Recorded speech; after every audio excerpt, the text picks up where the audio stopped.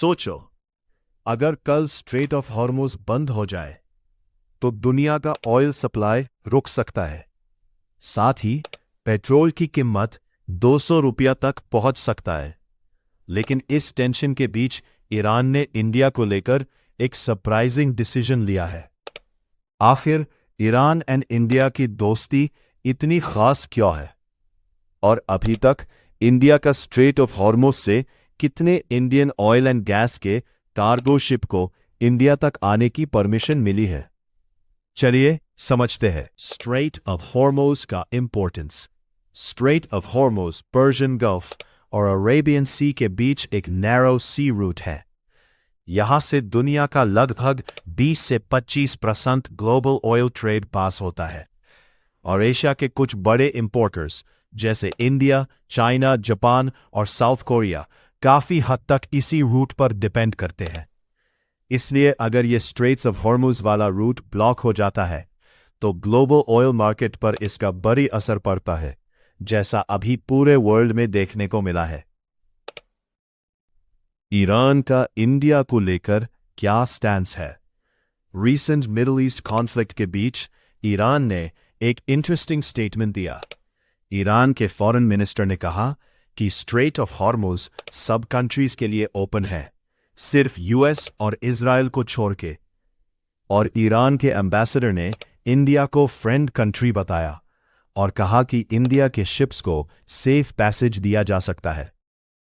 इसी वजह से इंडियन के कई एलपीजी और ऑयल टैंकर्स को पैसेज अलाउ किया गया, जबकि कई दूसरे शिप्स को वेट करना पड़ रहा है। स्ट्रेट ऑफ हॉर्मुज़ से इंडिया की रीसेंट शिप्स। अब बात करते हैं एक इंडियन शिप्स का सेफ पैसेज।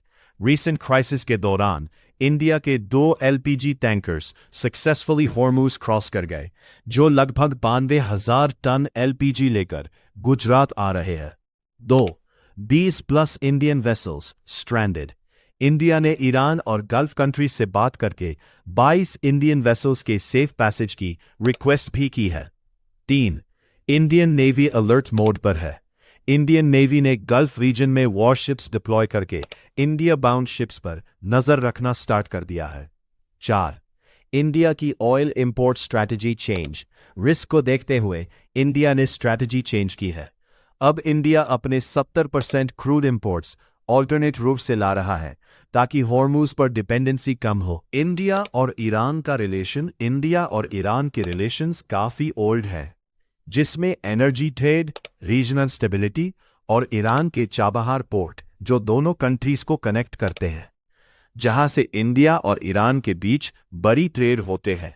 इसी वजह से इंडिया यूएस और इजराइल के साथ पार्टनरशिप रखते हुए भी ईरान के साथ डिप्लोमेसी मेंटेन करता है।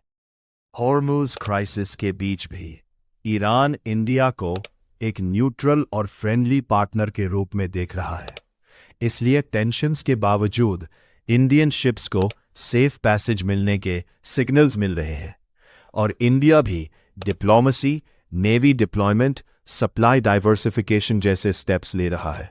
अगर आपको जियोपॉलिटिक्स और वर्ल्ड अफेयर्स के ऐसी जानकारी चाहिए तो वीडियो को लाइक और चैनल को सब्सक्राइब जरूर करें।